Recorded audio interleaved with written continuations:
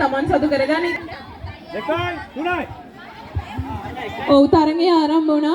සංජීවයි විශේෂයෙන් මතක් කරන්න ඕනේ මේ ඉන්නේ අපේ සංවිධායක මණ්ඩලය මේ වගේ දැවැන්ත බක් මහවුලක් සංවිධානය කිරීමේ පසුපස ඉන්න, තිරය පසුපස ඉන්න මෙහි සාර්ථකත්වයේ සැබෑ හිමිකරුවෝ සැබෑ සංවිධායක තමයි මේ ඉන්නේ.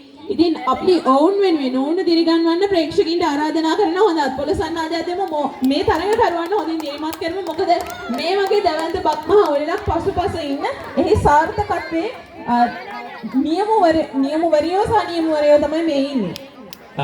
ඔව් නංගි මේ මෙතන ලොකු රහසක් තිබෙනවා.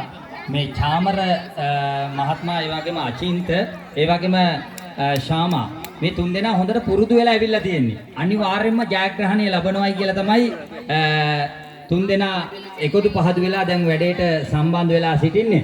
අපි බලමු අනිකුත් තරඟ කරුවන් තරඟකාරියන් මේ දෙදෙනාට අභියෝගයක් වේවිද කියලා. මොකද හොඳ පුහුණුවක් ඊයේ දවසේ ලබා ගත්තයි කියලා අපට ආරංචියක් තියෙනවා. මොකද චාමර මහත්මයා තමන්ගේ ප්‍රදේශයේත් අවුරුදු උත්සවයක් පවත්වලා මම හිතන්නේ හොඳ අත්දැකීමක් ඇතුව තමයි තරඟයට සහභාගී වෙලා තිබෙන්නේ. ඒ බව සනාථ කරමින් තව පොඩි ප්‍රමාණයයි තිබෙන්නේ. දැන් මේ මොහොතේදී බෝතලය සම්පූර්ණ කරන්නට ලොකු අභියෝගයක් අනිකුත් කණ්ඩායම් වලට ලබා දෙනවා. හොඳ අත්පොල සන්නාදයක් ලබා දෙමු. ඒ වගේම අනිකුත් කණ්ඩායමුනුත් ලේසි පහසු නැහැ.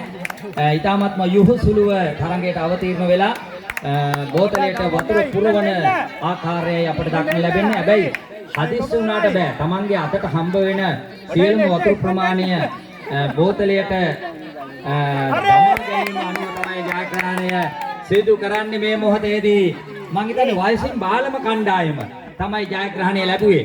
සවයි කියලා චාමර ඒ වගේම අචින්ත ඒ වගේම ශාමා හොඳට පුරුදු වෙලා ආවා කිව්වම ඔබලට මොකද හිතුනේ?